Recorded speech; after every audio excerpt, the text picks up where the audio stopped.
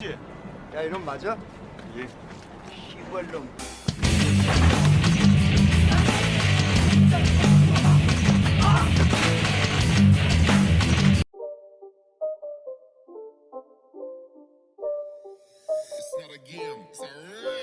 Halo guys, selamat datang kembali di channel Broview. Bagaimana kabar kalian semua? Semoga dalam keadaan sehat selalu dan diberi kelancaran dalam segala aktivitasnya. Masih bersama saya Stephen yang akan menjelaskan alur cerita filmnya. Kali ini saya akan menjelaskan alur cerita film yang berjudul My Wife is a Gangster. Apa jadinya jika seorang wanita yang merupakan tangan kanan dari Korea Most Powerful Crime dipaksa untuk menikah dan hidup berkeluarga? Inilah yang menjadi tema dari film My Wife is a Gangster. Seperti apakah kisahnya? Langsung saja, sebelum masuk ke ceritanya seperti biasa, siapkan apa? Ya tentunya kopi dan woodbray untuk menemani kalian dalam menonton alur cerita film ini. Dan sekarang kita masuk intro.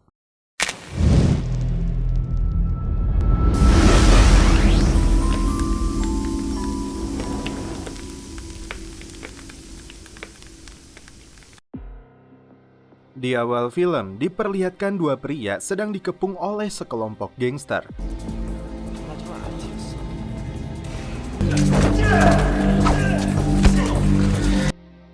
Tiba-tiba muncul seorang wanita dengan mudahnya dia menghabisi seluruh komplotan.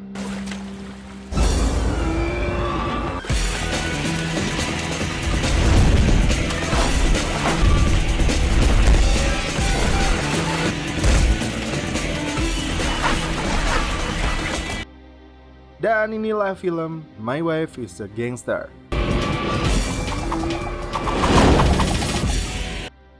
Anggota gangster bernama Romeo mengajak teman kampungnya yang bernama Bensi untuk bergabung dengan kelompok gangsternya yang dipimpin oleh seorang legenda. Ketika masuk, si Bensi yang culun mengira Choi adalah pimpinan tertinggi gangster ini. Padahal ketua mereka adalah seorang wanita bernama Eunji. Bensi sempat melontarkan kata tak pantas kepada Eunji saat ditugaskan di bagian dapur. Beruntung, Romeo segera menggeplak kepalanya karena bersikap tidak sopan.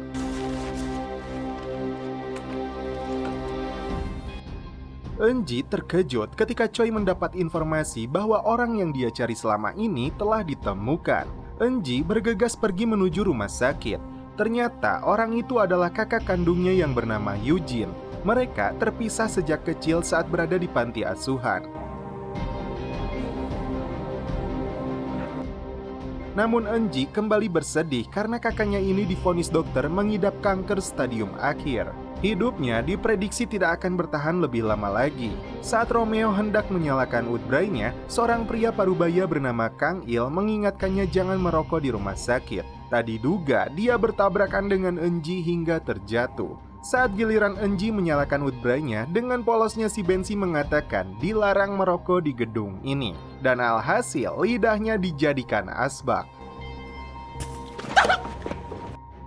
Di hari-hari terakhirnya, Eugene meminta satu hal kepada Eunji. Dia ingin menyaksikan adiknya ini menikah. Sontak, Eunji terkejut. Dari kecil dia hidup di lingkungan gangster. Tidak ada satu hari pun dia lewatkan selain berkelahi dan bertarung. Tidak pernah terlintas dalam pikirannya untuk mencari pasangan hidup. Eunji mengumpulkan anak buahnya. Dia menugaskan mereka untuk mempersiapkan segala, termasuk pria yang akan menikah dengannya. Anak buahnya langsung tersedak saat bosnya mengatakan, apakah ada dari kalian yang berani mengajukan diri menjadi suaminya? Mereka langsung bergerak. Seorang wanita seksoi bernama Sherry ditugaskan untuk merias Eunji dan mengajarkannya cara merayu pria. Dia mengajarkan rayuan maut dengan sedikit menggoyangkan badannya. Didandani layaknya seorang wanita, namun karena basicnya sudah tomboy, dia malah menjadi bahan tertawaan anak buahnya. Eunji menemui seorang pria berpendidikan dalam ilmu filsafat yang ditemani kedua orang tuanya. Karena tidak mau basa-basi, Eunji mempraktekkan ilmu yang diajarkan wanita itu dan hasilnya bubar. Akibat kejadian ini, 3 anak buahnya menjadi sasaran kemarahan Eunji. Romeo ditugaskan untuk mencari pasangan tua untuk berperan menjadi orang tuanya.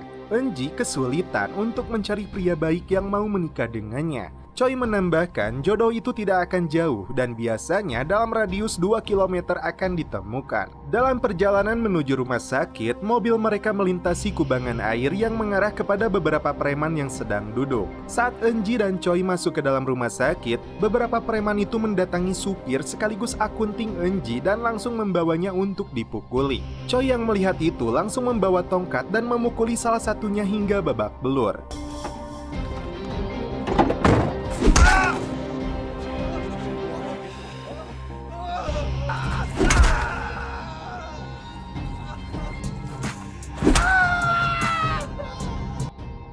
Mereka yang ketakutan pun langsung berlari kabur.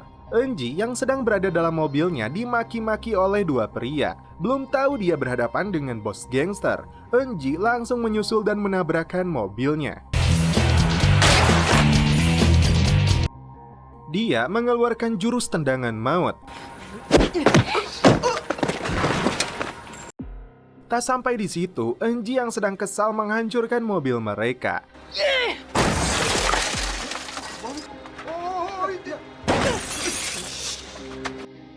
Di saat yang sama, Kang So-il datang untuk melerai dan melindungi wanita. Dan ketika Eunji melempar bata, ini yang terjadi.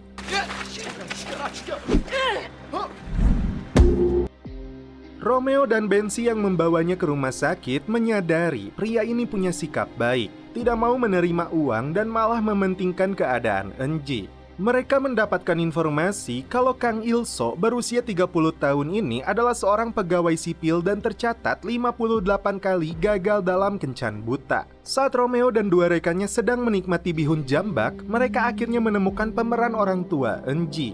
Dalam pertemuan kali ini, Eunji berdandan seperti biasa. Emak dan bapaknya meminta pernikahan mereka segera dilangsungkan. Dalam obrolan mereka berdua, Kang Il-so merasa pernah bertemu dengannya. Karena tidak mau basa-basi, Eunji langsung bertanya apakah dia mau menikahinya. Saat Eunji masuk ke dalam toilet, dua pria mencoba menyerangnya.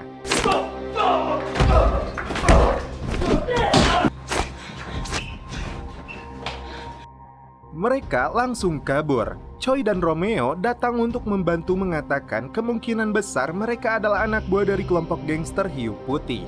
Kang Il-so datang menyusulnya. Dengan romantis, dia langsung melamar Eunji untuk menjadi istrinya.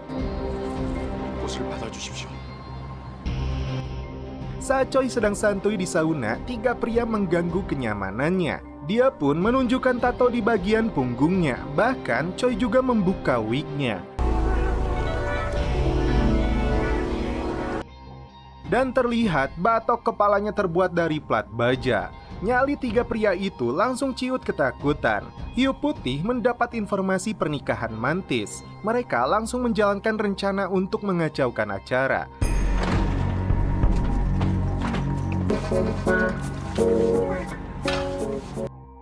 Meskipun tampil anggun dengan gaun pengantin, terlihat tato seorang gangster di pundak Eunji. Karena tidak ingin diketahui pihak luar, tamu undangan mereka adalah para pegawai dari 5 klub yang mereka kelola. Melihat gangster musuh akan membuat onar, Choi segera bertindak. Begitupun dengan Romeo dan Bensi yang menyergap musuh berada di lantai atas.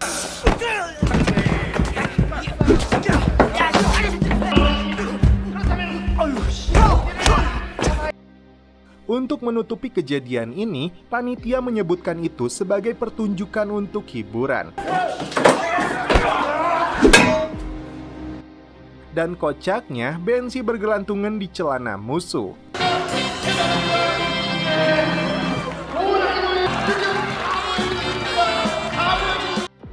Nyai Eunji dan suaminya Kang Il terbang untuk berbulan madu. Saat Kang Il mengucap ikrar sumpah setia, si Nyai malah meregangkan otot-ototnya. Di malam pertama, Kang Il begitu bersemangat mempersiapkan lapak. Namun Eunji yang merasa risih memilih untuk bersembunyi di toilet hingga si Kang Il ketiduran. Alhasil, Kang Il tidak berhasil mendapatkan celepot pertamanya. Di keesokan hari, Eunji memutuskan untuk kembali pulang. Dan ini adalah bos besar gangster yang baru kembali dari luar negeri. Dia menanyakan keberadaan Mantis. Dengan culunnya, si Bensi menyebutkan Eunji sedang berbulan madu. Tentu saja, bos besar terkejut saat mendengarnya. Sesampainya di rumah, Eunji memilih untuk tidur, dan saat itulah Kang Il kembali mencoba untuk mencelepotnya. Tapi Eunji kembali terbangun dan langsung mengancamnya. Bos besar tampak marah dan mengira Eunji sudah hamil, padahal dia mengatakan ingin bercerai. Eunji yang gabut memilih untuk minum di kedai pinggir jalan ditemani Choi yang bertekad sumpah setia kepadanya. Sementara itu, Romeo dan Bensi mengawal mereka di luar. Muncullah 4 preman pang yang membuatnya kesal hingga Romeo mengusirnya.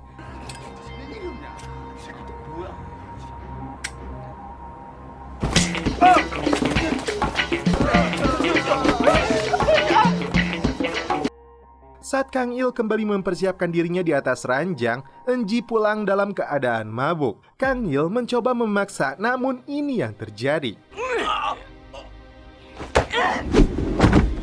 Aduh, gagal deh ajek. Saat Kang Il mengajak teman-teman kantornya untuk datang ke rumah, Eunji menyewa juru masak karena jangankan untuk membuat olahan masak, untuk membuat Indomie rebus saja dia tidak bisa. Nasib sial menimpa Bensi. Dia dikepung kelompok preman yang langsung menghajarnya. 맞아?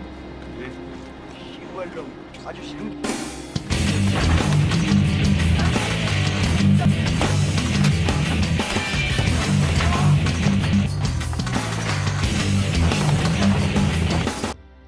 Tidak mau menyerah, Bensi melepaskan seluruh pakaiannya yang justru membuat mereka jijik dan berlari kabur. Eunji membawa kakaknya pulang ke rumah. Di depan kakaknya, dia bersikap baik kepada Kang Il. Namun di belakang, Eunji tidak pernah menghargainya sebagai seorang suami. Kang Il meluapkan kekesalannya karena tidak pernah diberi seanclom yang berakibat menjadi odol. Di malam itu, Yujin kembali menasehati adiknya untuk menjadi seorang ibu dari anak-anak yang kelak akan meneruskan garis keturunan. Esok hari, saat datang ke markas, Eunji mendapat informasi kelompok gangster hiu putih membuat keributan di klub mereka. Romeo kembali memanggil pacarnya Seri untuk mengajarkan Eunji cara menanam benih. Dia memberikan contoh agar si pria konak. Kocaknya, si Bensi mempraktekkan itu yang membuat si Romeo kesal. Gak pakai lama, Eunji kembali pulang dan langsung memaksa suaminya untuk celepot. Saat Eunji dan anak buahnya sedang menjamu tamu, anak buah hiu putih datang memancing emosi dan ini yang dia lakukan. Sementara itu, Yujin meminta kepada Kang Il untuk menjaga adiknya karena meskipun dia kasar dan tomboy namun hatinya lembut. Dua kelompok gangster yang bertikai melakukan pertemuan. Hiu putih yang mempunyai seekor kucing memanggil anak buahnya yang terluka oleh Eunji. Bensi terkejut, kucing itu pingsan akibat mencium kaos kaki bau miliknya. Perang gangster akan bisa terjadi jika kucing bos mereka itu ditemukan tewas. Tidak ada pilihan, si Bensi memberi nafas buatan ke si Meong. Beruntung, kucing itu hidup kembali. Untuk menyelesaikan masalah ini, hiu putih menugaskan anak buahnya yang bernama Nanmen untuk melawan Eunji. Sebelum bertarung, terlihat Eunji mempersiapkan dirinya. Sebagai seorang gangster, dia memiliki simbol tato di bagian punggungnya. Di sebuah bukit, Eunji dan lawannya Nanmen bertarung 1 lawan 1.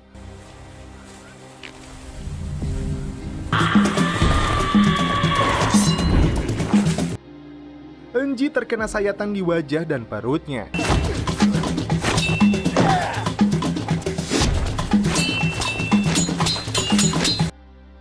Saat kembali menyerang, si Nanmen tergelincir dan masuk ke jurang.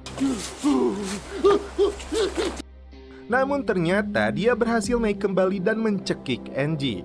Eunji berhasil membalikan keadaan. Tidak mau membunuhnya, Eunji hanya membuatnya impoten. Kembali ke rumah, Eunji mendapati kakaknya kembali dilarikan ke rumah sakit oleh suaminya. Di keesokan hari, Eunji membeli alat cek kehamilan dan hasilnya dia positif hamil. Yeonji merasa senang saat mendapati kabar tersebut. Dia kembali menasihati adiknya ini untuk menjaga sikap kepada suaminya dan dilarang berkelahi. Siang hari, Kang Il pulang lebih cepat. Saat istrinya sedang mandi, dia memilih bersembunyi untuk memberinya kejutan. Kang Il terkejut saat melihat tato naga di punggung Eunji. Tidak mau lagi berbohong, dia mengaku orang nomor 2 dari kelompok gangster dengan 50 anak buah. Pernikahan ini semata-mata karena dia ingin memenuhi keinginan kakaknya yang sedang sekarat.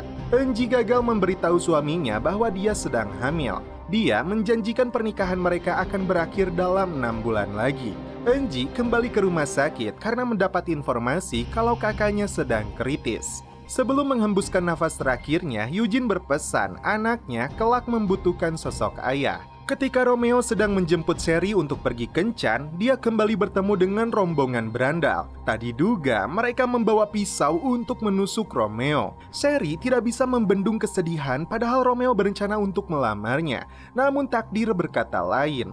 Bensi mendapat telepon dari Sherry bahwa Romeo telah tewas oleh sekelompok berandal. Bensi yang terkejut menyimpulkan pelakunya adalah Nanmen dari gangster hiu putih. Choi langsung bergerak membawa anak buah mereka untuk melakukan pembalasan.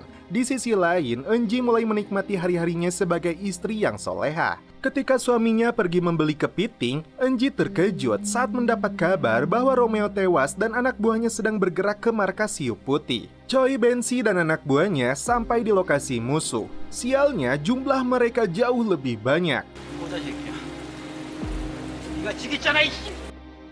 Tanpa memberitahu suaminya, Eunji langsung menyusul. Sesampainya di sana, dia melihat anak buahnya sudah babak belur tidak berdaya.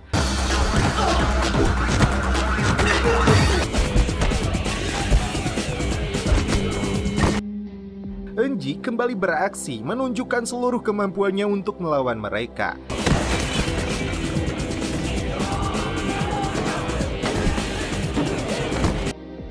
Namun sayangnya jumlah mereka terlalu banyak hingga Eunji kewalahan dan tidak berdaya.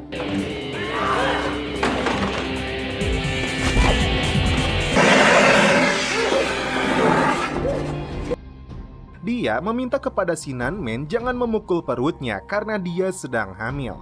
Eunji hampir saja dibunuh hingga bos besar datang memberikan dokumen penting yang mereka inginkan. Eunji segera dibawa ke rumah sakit. Kang Il yang berada di sana terkejut saat mengetahui istrinya itu keguguran.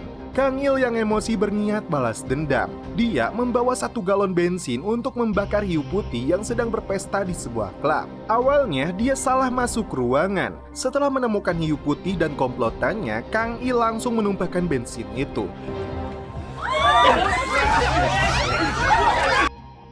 Setelah menyalakan korek api, dia meminta semua wanita seksoi ini untuk keluar. Anak buah hiu putih yang baru datang menggagalkan rencananya. Dan bodohnya, si hiu malah mengeluarkan Woodbray dan akibatnya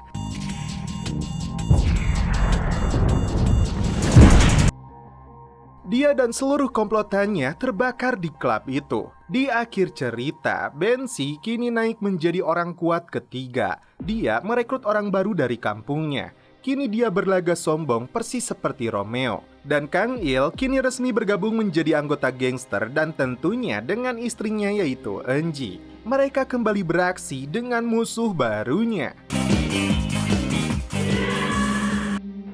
Dan setelah itu film pun berakhir.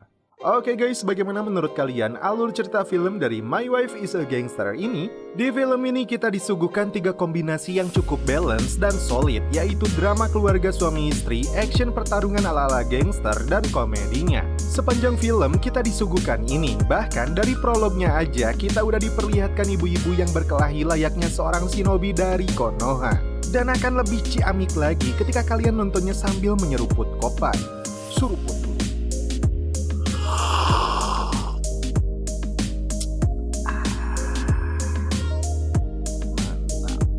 Oke guys, cukup sekian alur cerita film ini. Salam penutup seperti biasa dari kami. Mohon maaf bila ada kata-kata yang kurang berkenan di hati kalian. Mohon dimaafkan ya. Salam perfilman duniawi. Keep enjoy.